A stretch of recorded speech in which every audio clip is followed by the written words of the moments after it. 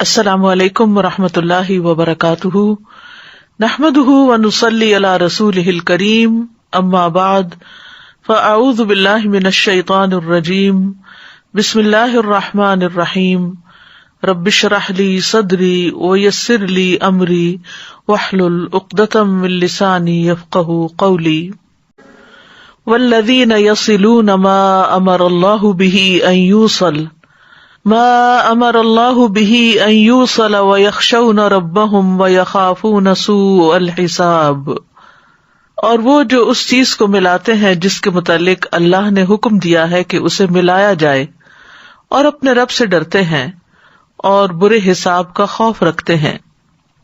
انسان اس دنیا میں تنہا زندگی بسر نہیں کر سکتا، باہمی میل ملاپ اس کی ضرورت ہے، کیونکہ ایک دوسرے سے ملاقات سے انسان کو سکون ملتا ہے، ایک دوسرے کے قریب آنے کا موقع ملتا ہے۔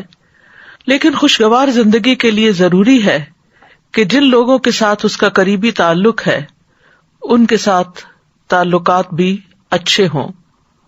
انسان ایک معاشرے میں کس طرح رہے، اس کے تعلقات کیسے خوشگوار ہوں، اس کا طرز عمل کیسا ہو، اس کا رویہ دیگر انسانوں کے ساتھ کیسا ہو، اس بارے میں ہمارا دین ہمیں بہترین رہنمائی دیتا ہے۔ اور وہ یہ کہ لوگ ایک دوسرے کے خیر خواہ ہوں، ان کا دل ایک دوسرے کے خلاف حسد بغض سے خالی ہو، وہ دوسرے کی کامیابی پر خوش ہوں، اگر دوسروں سے کوئی تکلیف پہنچے تو عفو درگزر کا معاملہ کرنے والے ہوں۔ اور اس طرح اللہ سبحانہ وتعالیٰ نے برائی کو بھلائی سے دور کرنے کا بھی حکم دیا ہے تاکہ باہمی تعلقات میں رخنے پیدا نہ ہوں۔ آپ نے فرمایا کہ تم میں سب سے بہتر وہ ہے جو اپنے گھر والوں کے لیے بہتر ہو، اور میں اپنے گھر والوں کے لیے سب سے بہتر ہوں۔ انسان کا سب سے پہلا امتحان خود اپنے گھر کے اندر ہوتا ہے، قریبی رشتوں کے ساتھ ہوتا ہے۔ اکثر ایسے معاملات پیش آتے ہیں جن سے انسان دل برداشتہ ہو جاتا ہے، لیکن اللہ کی نظر میں وہی اچھا ہے جو صبر سے کام لیتے ہوئے ان رشتوں کو نبھائے اور ان سے حسن سلوک کرتا رہے۔ ایسے شخص کے لیے انجام بھی اچھا ہے اور انعام بھی۔ تو آج کی گفتگو کا موضوع ہے رشتہ داروں سے حسن سلوک کیجیے، اور اس کے لیے ہم نے سورۃ الرعد کی آیت نمبر 21 کو بنیاد بنایا ہے۔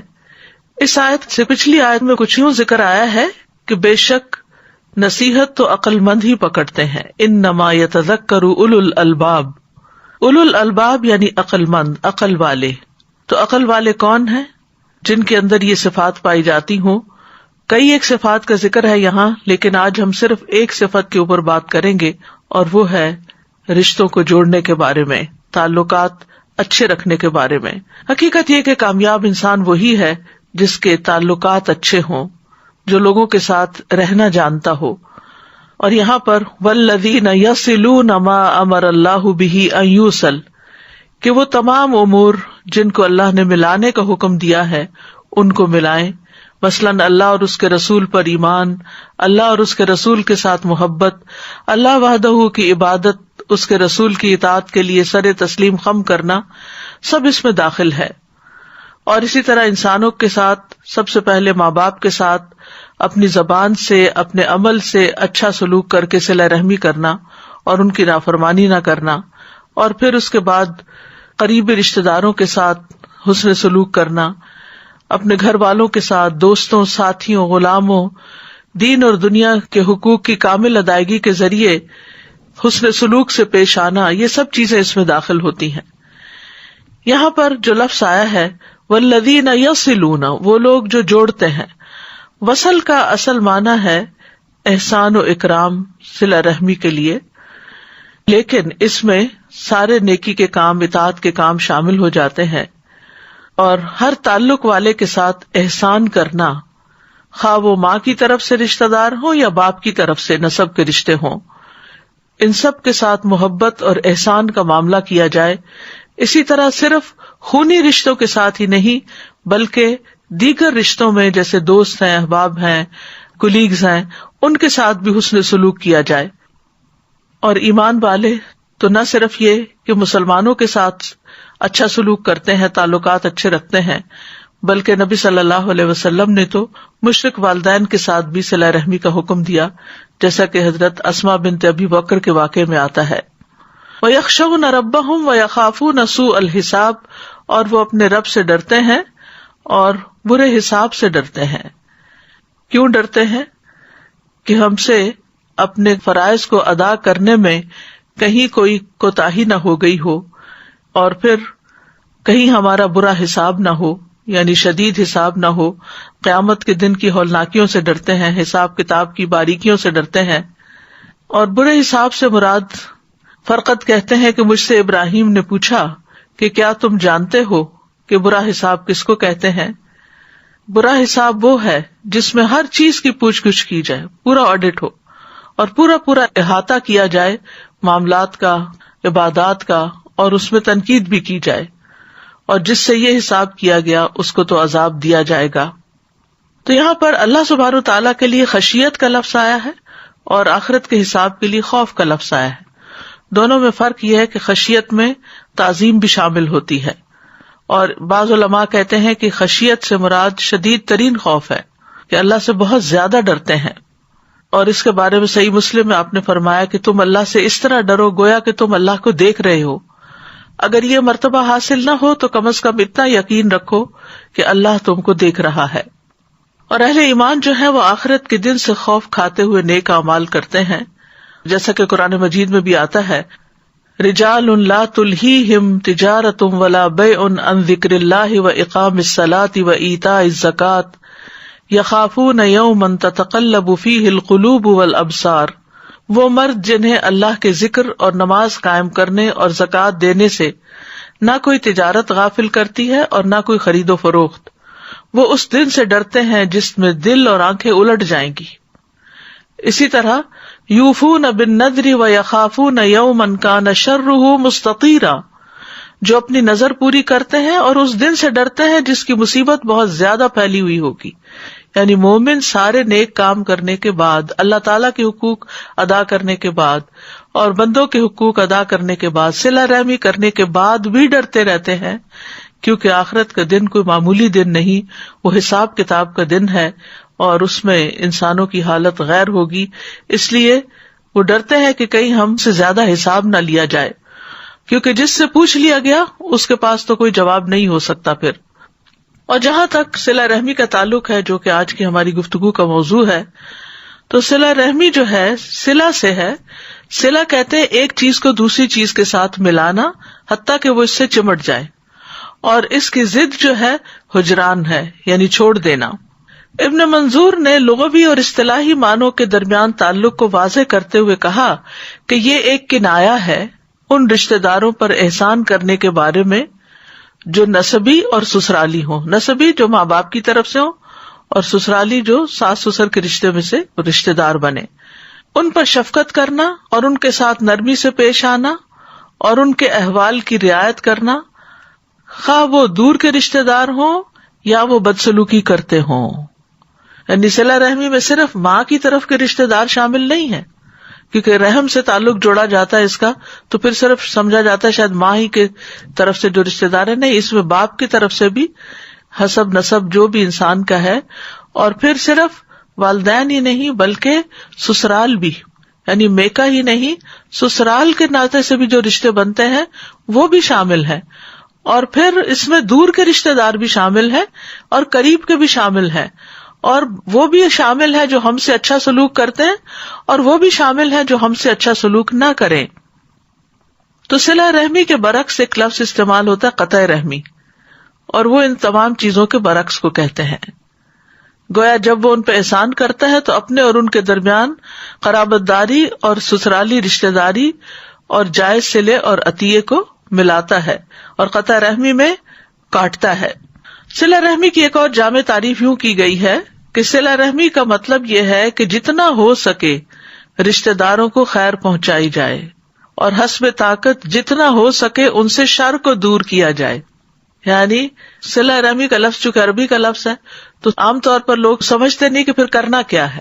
تو کرنے میں یہ ہے کہ اپنے اور سسرالی رشتہ داروں کو جو بھی خیر پہنچا سکتے ہو، جو جو کچھ اللہ نے تمہیں دیا ہے وہ ان تک پہنچاؤ، اور انہیں اگر کوئی تکلیف آ گئی تو اس تکلیف کو ان سے دور کرو. یہ ہے صلہ رحمی. امام نووی کہتے ہیں صلہ رحمی رشتہ داروں پر اس انداز میں احسان کرنا ہے کہ وہ صلہ رحمی کرنے والے کے اور جس کے ساتھ صلہ رحمی کی جا رہی ہے اس کے حالات کے مناسب ہو.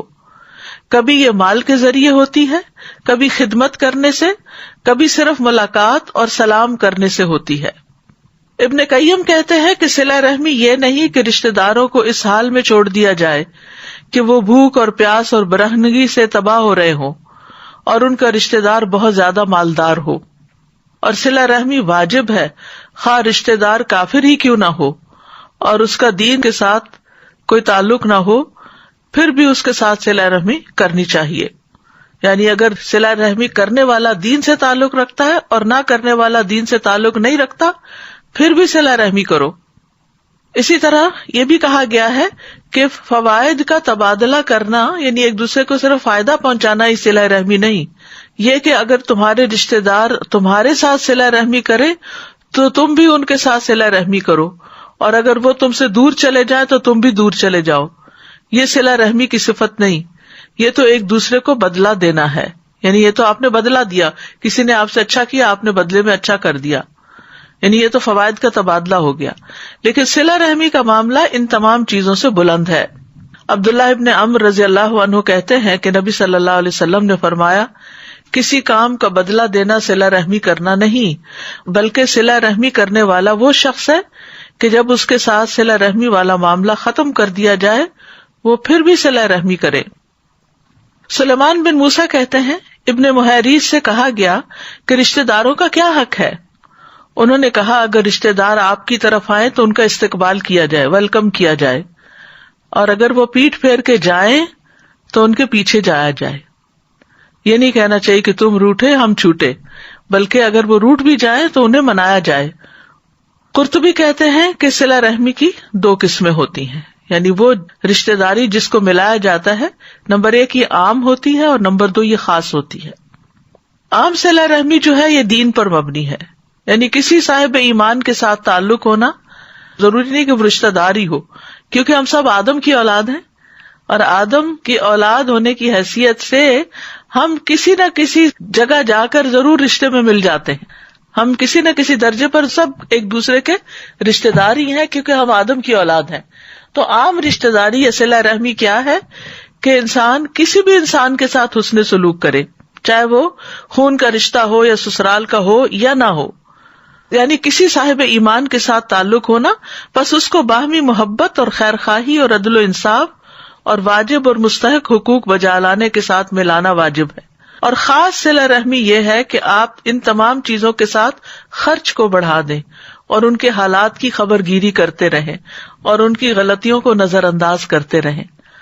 یعنی خاص صلہ رحمی کیا ہے کہ جو آپ ان کو دے رہے ہیں اس میں اضافہ کرتے رہیں. اگر اللہ نے آپ کو زیادہ دیا تو آپ بھی ان کو آگے آگے زیادہ دیتے رہیں اور ان کے حالات کی خبر گیری کرتے رہیں کہ وہ کس حال میں ہیں، اور ان کی غلطیوں کو معاف کرتے رہیں. کتنا خوبصورت ہے صلہ رحمی کا یہ انداز. قرآن مجید میں کئی ایک مقامات پر صلہ رحمی کی تلقین کی گئی ہے. سورۃ البقرہ میں بنی اسرائیل کو حکم دیا گیا، یعنی صرف ہمیں نہیں یہ حکم بلکہ پچھلی شریعتوں میں بھی یہ حکم دیا گیا تھا. وَإِذْ أَخَذْنَا مِيثَاقَ بَنِي إِسْرَائِيلَ لَا تَعْبُدُونَ إِلَّا اللَّهَ وَبِالْوَالِدَيْنِ إِحْسَانًا وَذِي الْقُرْبَى وَالْيَتَامَى وَالْمَسَاكِينِ وَقُولُوا لِلنَّاسِ حُسْنًا وَأَقِيمُوا الصَّلَاةَ وَآتُوا الزَّكَاةَ ثُمَّ تَوَلَّيْتُمْ إِلَّا قَلِيلًا مِّنكُمْ وَأَنتُمْ مُعْرِضُونَ.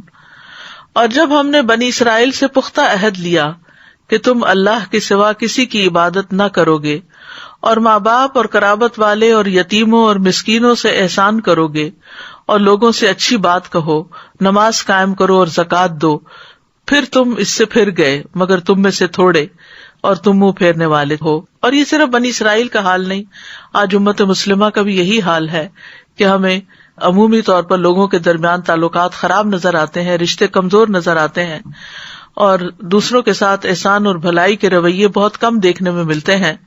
اگر تمام انسان جن کو اللہ نے دیا ہے وہ دینے والے بن جائیں اور اللہ کی مخلوق کا خیال رکھنے والے ہوں تو دنیا میں شاید نہ کوئی بھوکا ہو اور نہ ہی کوئی ضرورت مند اس طرح کا ہو کہ وہ گھٹ گھٹ کے اور سسک کے علاج کے لیے مر جائے یا کسی اور ضرورت کے لیے دن رات پریشان رہتا ہو.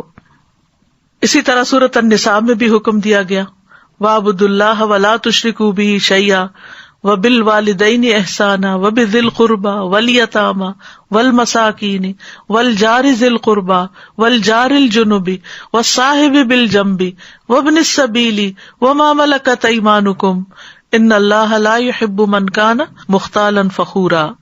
اور اللہ کی عبادت کرو اور اس کے ساتھ کسی چیز کو شریک نہ بناؤ، اور ماں باپ کے ساتھ اچھا سلوک کرو، اور قرابت والوں کے ساتھ، اور یتیموں اور مسکینوں اور قرابت والے ہمسائے اور اجنبی ہمسائے اور پہلو کے ساتھی اور مسافر کے ساتھ، اور ان کے ساتھ بھی جن کے مالک تمہارے دائیں ہاتھ بنے ہیں۔ یقیناً اللہ ایسے شخص سے محبت نہیں کرتا جو اکڑنے والا، شیخی مارنے والا ہو۔ تو بہرحال تمام انسانوں سے اچھے سلوک کا حکم دیا گیا ہے، لیکن رشتے دار باقی سب کی نسبت زیادہ حقدار ہوتے ہیں۔ سورۃ انفال میں آتا ہے وَأُولُو الْأَرْحَامِ بَعْضُهُمْ أَوْلَىٰ بِبَعْضٍ فِي كِتَابِ اللَّهِ إِنَّ اللَّهَ بِكُلِّ شَيْءٍ عَلِيمٌ۔ اور رشتے دار اللہ کی کتاب میں ایک دوسرے کے زیادہ حقدار ہیں، بے شک اللہ ہر چیز کو خوب جاننے والا ہے۔ ایمان لانے کے بعد اللہ کو جو محبوب ترین عمل ہے وہ صلہ رحمی ہے۔ خثعم قبیلہ کے ایک آدمی سے روایت ہے، وہ کہتے ہیں کہ میں نبی صلی اللہ علیہ وسلم کے پاس آیا جبکہ آپ اپنے صحابہ کے پاس بیٹھے ہوئے تھے۔ میں نے کہا آپ ہیں جو یقین رکھتے ہیں کہ آپ اللہ کے رسول ہیں؟ آپ نے فرمایا ہاں۔ میں نے کہا اللہ کے رسول کون سے اعمال اللہ کو زیادہ محبوب ہیں؟ آپ نے فرمایا اللہ پر ایمان۔ میں نے کہا اللہ کے رسول پھر کون سا عمل؟ آپ نے فرمایا صلہ رحمی۔ میں نے کہا اللہ کے رسول پھر کون سا عمل؟ آپ نے فرمایا نیکی کا حکم دینا اور برائی سے روکنا۔ میں نے کہا اللہ کے رسول کون سے اعمال اللہ کو سب سے زیادہ ناپسند ہے؟ آپ نے فرمایا اللہ کے ساتھ شرک کرنا۔ میں نے کہا اللہ کے رسول پھر کون سا عمل؟ آپ نے فرمایا قطع رحمی، یعنی رشتے کاٹنا، لوگوں سے تعلقات کاٹ لینا۔ میں نے کہا اللہ کے رسول پھر کون سا عمل؟ آپ نے فرمایا برائی کا حکم دینا اور نیکی سے روکنا۔ اسی طرح درجے کے لحاظ سے بدترین ہیں وہ لوگ کہ جو لوگوں کا حق نہ پہچانے، صلہ رحمی نہ کریں۔ ابو کبشہ انماری سے روایت ہے، وہ کہتے ہیں کہ میں نے رسول اللہ صلی اللہ علیہ وسلم کو فرماتے ہوئے سنا دنیا 4 قسم کے لوگوں کی ہے۔ ایک وہ آدمی جسے اللہ نے مال اور علم سے نوازا ہو، وہ اس بارے میں اپنے رب سے ڈرتا ہو، صلہ رحمی کرتا ہو اور اس میں اللہ عز و جل کا حق پہچانتا ہو، اس کا درجہ سب سے اونچا ہے۔ دوسرا وہ آدمی جسے اللہ عز و جل نے علم عطا فرمایا ہو لیکن مال نہ دیا ہو، اور وہ کہتا ہو کہ اگر میرے پاس بھی مال ہوتا تو میں بھی اس شخص کی طرح عمل کرتا۔ آپ نے فرمایا یہ دونوں اجر و ثواب میں برابر ہیں، یعنی جو اچھی نیت رکھتا ہے وہ اچھا کام کرنے والے کے برابر ہو جاتا ہے۔ تیسرا وہ آدمی جسے اللہ نے مال سے تو نوازا ہو لیکن علم نہ دیا ہو، وہ بدحواسی میں اسے ناحق مقام پر خرچ کرتا رہے، نہ اپنے رب سے ڈرے، نہ صلہ رحمی کرے، نہ اپنے رب عز و جل کا حق پہچانے، اس کا درجہ سب سے بدترین ہے۔ چوتھا وہ آدمی جسے اللہ نے نہ مال سے نوازا نہ علم سے، اور یہ کہتا ہو کہ اگر میرے پاس بھی فلاں شخص کی طرح مال ہوتا تو میں بھی اس شخص کی طرح کے کاموں میں خرچ کرتا، یہ دونوں گناہ میں برابر ہیں۔ یعنی اگر کسی بری مثال کو اپنے سامنے رکھتا ہے تو پھر اسی درجے میں آ جاتا ہے۔ تو بدترین انسان کس کو کہا گیا؟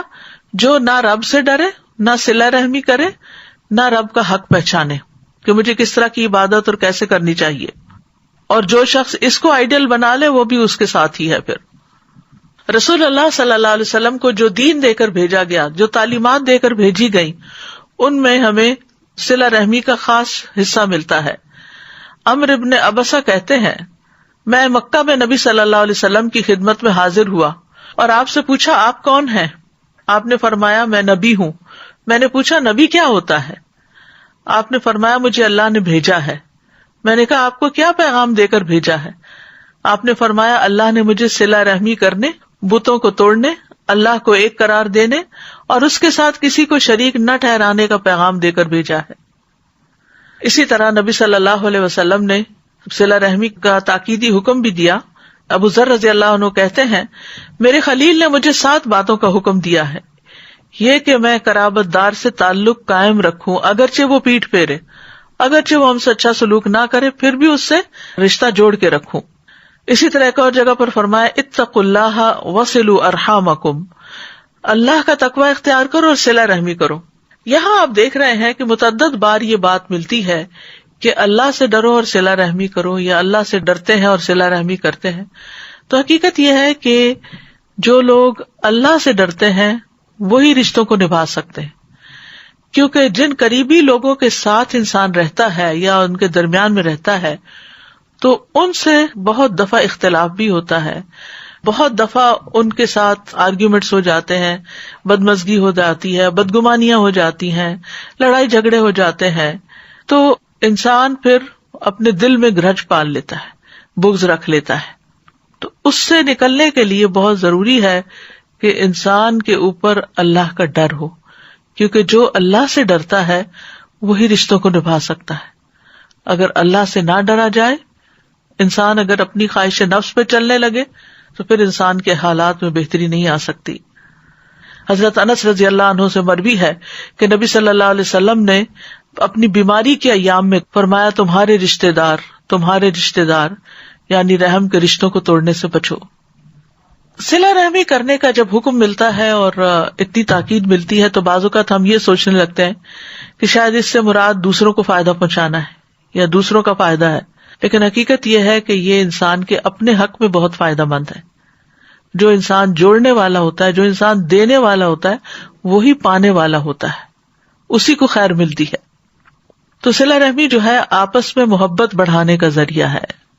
ابن عمر کہتے ہیں، جو اپنے رب کا تقوی اختیار کرے اور صلہ رحمی کرے اس کی موت میں تاخیر کر دی جاتی ہے، یعنی عمر لمبی ملتی ہے اس کو، اور اس کے مال میں اضافہ کر دیا جاتا ہے، اور اس کے گھر والے اس سے محبت کرنے لگتے ہیں.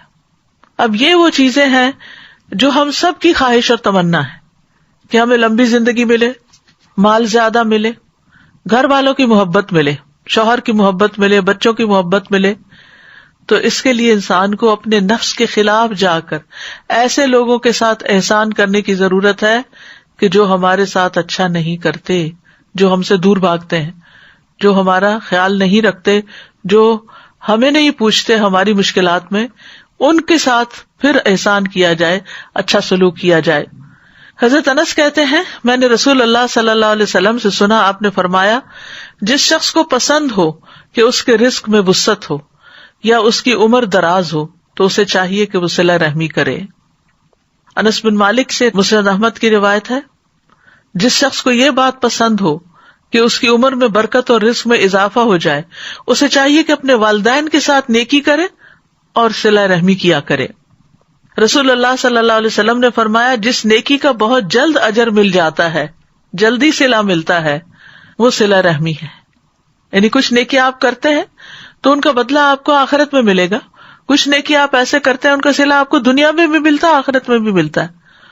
تو جس نیکی کا بدلہ انسان کو جلد یعنی دنیا میں بھی مل جاتا ہے وہ کیا ہے؟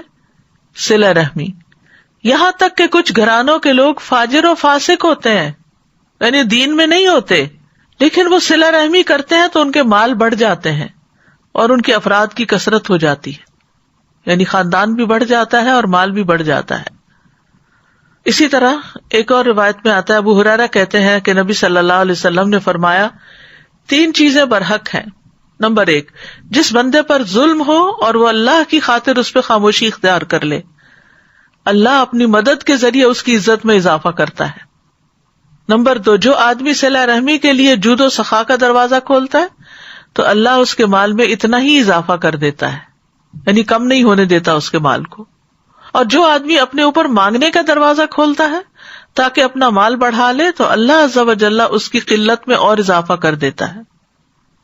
اور پھر یہ بھی ہے کہ رشتہ دار کو دینے کا دگنا اجر ملتا ہے.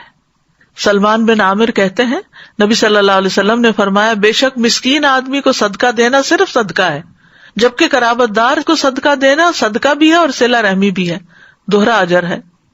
عمر بن دینار کہتے ہیں، جان لو کہ فرض نماز ادا کرنے کے لیے اٹھائے جانے والے قدم کے بعد رشتہ داری کو ملایا جانے والا قدم اجر میں سب سے زیادہ بڑا ہے.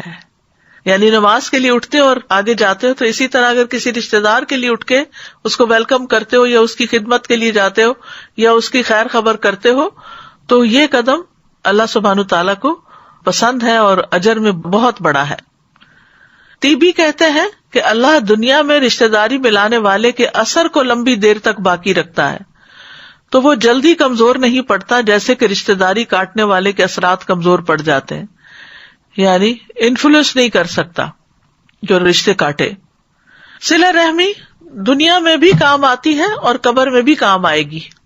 نبی صلی اللہ علیہ وسلم نے فرمایا، میت کو جب اس کی قبر میں رکھا جاتا ہے تو وہ ان کے پلٹ جانے کے وقت ان کے جوتوں کی آواز سنتی ہے، سو اگر وہ مومن ہوتا ہے تو نماز اس کے سرہانے ہوتی ہے، روزہ اس کی دائیں طرف ہوتا ہے، زکوٰۃ اس کی بائیں طرف ہوتی ہے، اور دیگر نیک کام، صدقہ، صلہ رحمی، نیکی اور لوگوں سے اچھائی اس کے دونوں پاؤں کے پاس ہوتے ہیں۔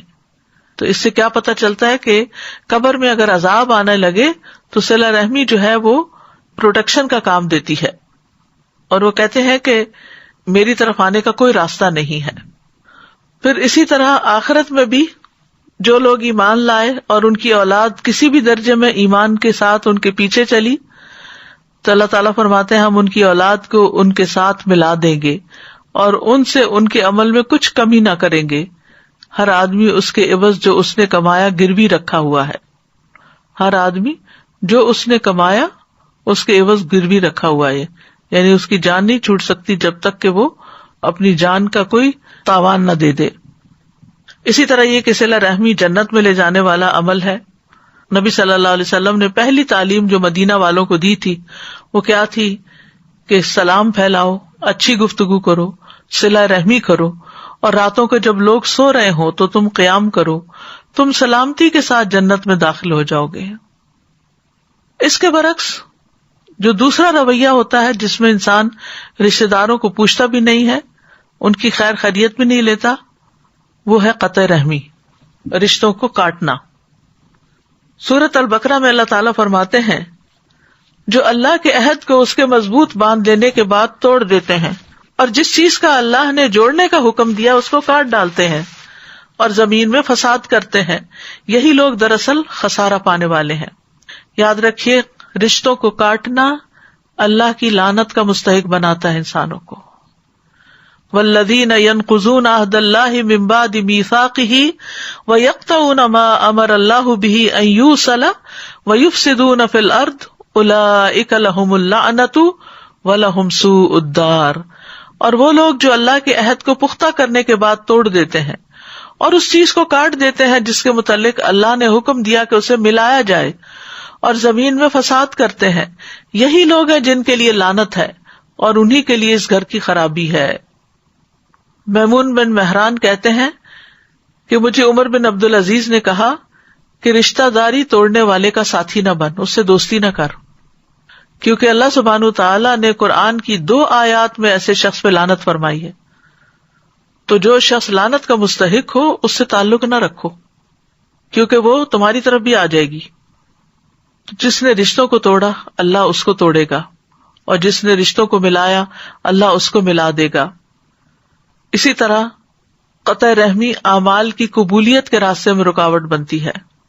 ابو ہریرہ رضی اللہ عنہ سے روایت ہے، وہ کہتے ہیں میں نے رسول اللہ صلی اللہ علیہ وسلم کو فرماتے ہوئے سنا، یقیناً بنی آدم کے اعمال ہر جمعرات کو پیش کیے جاتے ہیں اور کسی قطع رحمی کرنے والے کے عمل کو قبول نہیں کیا جاتا، یعنی جو رشتوں کو کاٹتا ہے اس کے باقی نیک اعمال بھی قبول نہیں ہوتے۔ تو آپ دیکھیے کتنا خسارے کا سودا ہے۔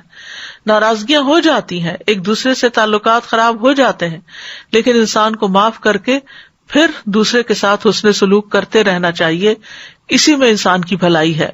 قطع رحمی دنیاوی تنگی کا باعث بھی بنتی ہے۔ نبی صلی اللہ علیہ وسلم نے فرمایا جس نے قطع رحمی کی یا جھوٹی قسم اٹھائی وہ مرنے سے پہلے اس کا وبال دیکھ لے گا۔ دنیا میں ہی ملنے والی سزا ہے اس کی، یعنی یہ ایسا گناہ ہے جس کی سزا دنیا میں ہی مل جاتی ہے انسان کو۔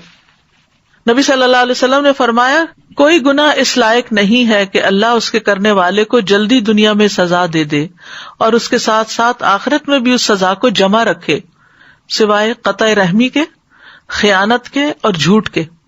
یہ ایسی چیزیں ہیں کہ جن کی وجہ سے دنیا میں بھی انسان پر مصیبتیں آتی ہیں، اور رشتہ داروں کے ساتھ اگر انسان ظلم کرنے والا ہو تو وہ گناہ ویسے ہی معاف نہیں ہوگا۔ عام لوگوں کے ساتھ بھی تعلقات اچھے ہونے چاہیے، 3 دن سے زیادہ کسی کے ساتھ ناراضگی نہیں ہونی چاہیے، نبی صلی اللہ علیہ وسلم نے فرمایا کسی مسلمان کے لیے جائز نہیں کہ 3 دن سے زیادہ اپنے کسی مسلمان بھائی سے قطع تعلق رکھے. اگر دونوں ہی 3 دن سے زیادہ قطع کلامی کیے رہے تو جب تک وہ اس حال پر رہیں گے حق سے دور رہیں گے. جو پہلے رجوع کر لے گا اس کا یہ پہل کرنا اس کے لیے کفارہ بن جائے گا.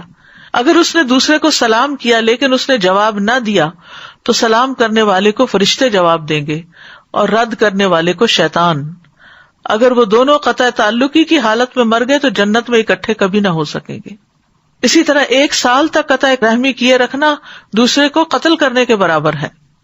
رسول اللہ صلی اللہ علیہ وسلم نے فرمایا کسی مسلمان کے لیے حلال نہیں کہ اپنے بھائی کو 3 دن سے زائد چھوڑے رکھے، یعنی ناراض ہو کر. ویسے تو انسان اب جیسے آج کل لاک ڈاؤن ہے تو سب اپنے اپنے گھروں میں ہیں اور سب کو انسان جن جن کو جانتا ہے سب کو فون میسج بھی نہیں کر سکتا کیونکہ رمضان کے دن ہے. اگر ہم مصروف ہوتے ہیں تو دوسرے بھی مصروف ہوتے ہیں، عبادت کے دن ہے، لیکن ان کے لیے دعائیں ہم کرتے ہیں، دعاؤں میں وہ یاد رہتے ہیں. تو اس طرح قطع رحمی نہیں ہوتی، قطع تعلقی نہیں ہوتی. لیکن یہ ہے کہ انسان کے لیے ناراض ہو کر کسی سے سلام دعا چھوڑ دینا یہ درست نہیں، یہ قطع رحمی ہوتی ہے.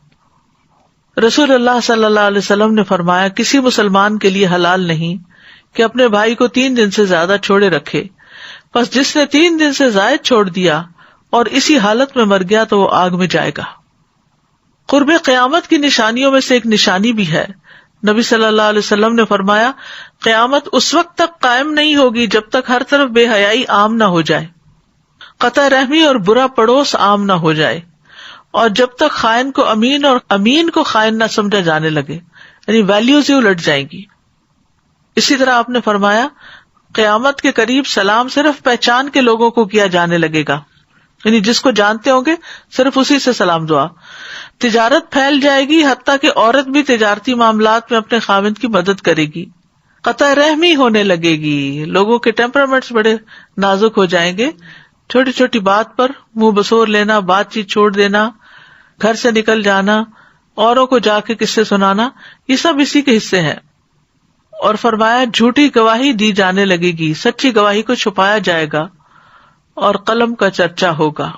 یعنی لکھنے والے بہت ہوں گے، چیزیں ہم فارورڈ تو بہت کرتے رہتے ہیں لیکن پڑھنے والے اور عمل کرنے والے کم ہوں گے.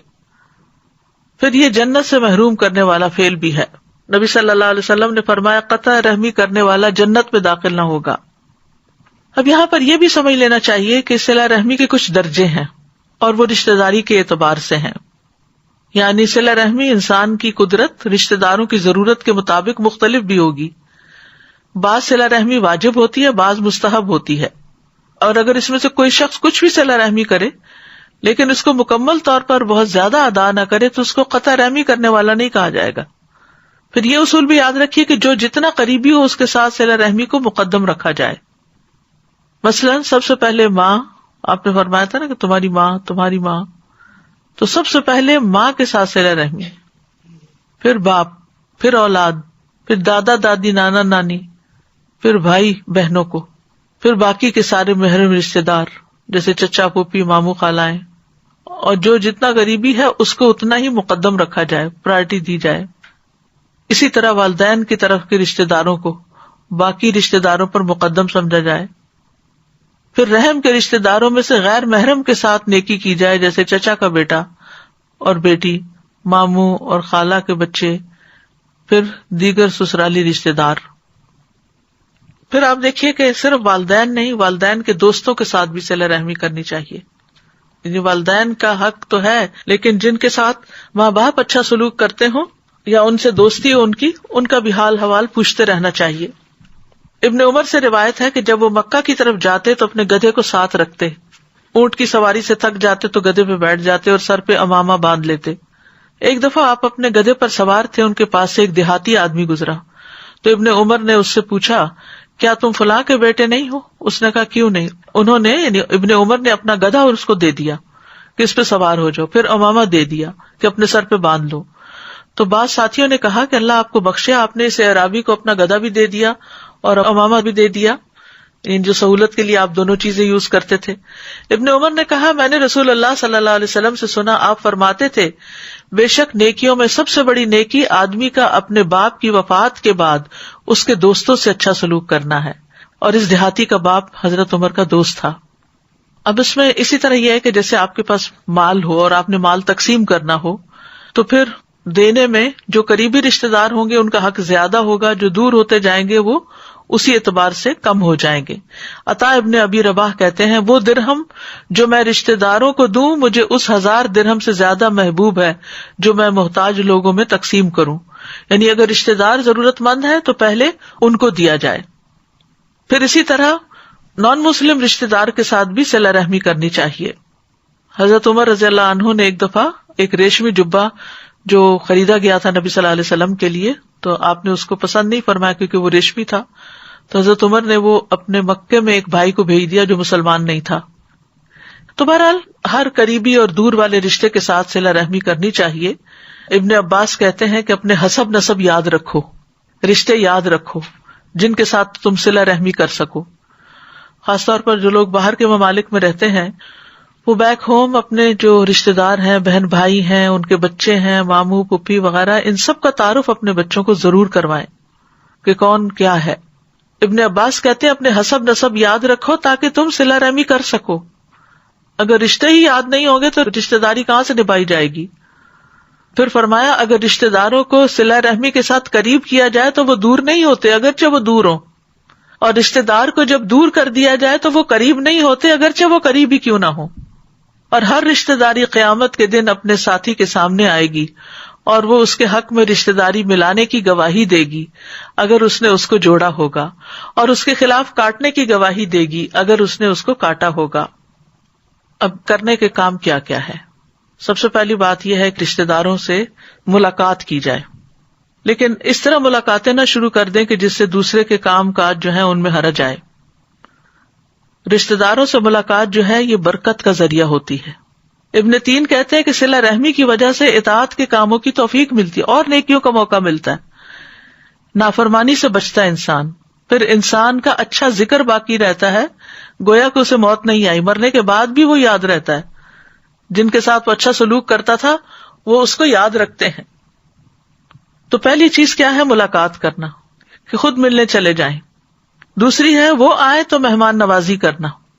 پھر تیسرا یہ کہ ان کی خبر رکھنا، خبر گیری کرنا، ان کے بارے میں پوچھتے رہنا، ان کو سلام کہنا، خواہ فون کر کے یا کسی کے ذریعے سلام بھیج کے یا کوئی میسج کر کے. چوتھی چیز ہے ان کو اپنا مال دیں. اگر رشتہ دار محتاج ہے تو صدقے کی صورت میں دیں، اگر محتاج نہیں تو تحفے کی شکل میں دیں، کیونکہ دگنا اجر ہے. نمبر 5 ان کے بڑوں کی عزت کریں اور ان کے کمزوروں پر شفقت کریں. نمبر 6 ان کے مرتبے کے اعتبار سے ان کو مقام دے، یعنی جو عمر میں بڑے ہیں، جو کسی مقام میں بڑے ہیں، اس اعتبار سے ان کا خیال رکھیں، یعنی اس مقام پر ان کو اتاریں جس کے وہ حقدار ہیں. اگر اللہ نے ان کو بلند مقام دیا دنیا میں تو آپ بھی اس کو پہچانیں. یہ نہیں کہ حسد کی وجہ سے انسان کہے کہ جو آگے نکل گیا دنیا میں کہ اس کی برائیاں بیان کرنا شروع کر دے یا اس کو حقیر کرنا شروع کر دے لوگوں کے سامنے. نمبر 7 ان کی خوشیوں میں ان کو مبارکباد پیش کرتے ہوئے شرکت کریں اور ان کے غموں میں ان کے ساتھ غمخواری کرتے ہوئے غمگساری کریں. بس شادی ہوئی ہے، اولاد ہوئی ہے، ملازمت ملی ہے یا کوئی اور اس طرح کے کام ہیں جو ان کو خوش کر رہے ہیں تو ان کی خوشی میں شریک ہو جائیں. اسی طرح اگر ان کا کوئی فوت ہو گیا یا نقصان ہو گیا تو صبر کی نصیحت کریں، ان کے غم کو ہلکا کرنے کی کوشش کریں. نمبر 8 بیمار ہو تو عیادت کریں. نمبر 9 جنازے میں پیچھے جائیں. نمبر 10 ان کی دعوت قبول کریں. بعض اوقات دلوں میں کچھ ناراضگیاں ہوتی ہیں، وہ بلاتے بھی ہیں تو نہیں جاتے، یہ قطع رحمی ہے. نمبر 11 ان کے بارے میں اپنے سینوں کو صاف کر لیں، بغض نہ چھپائیں.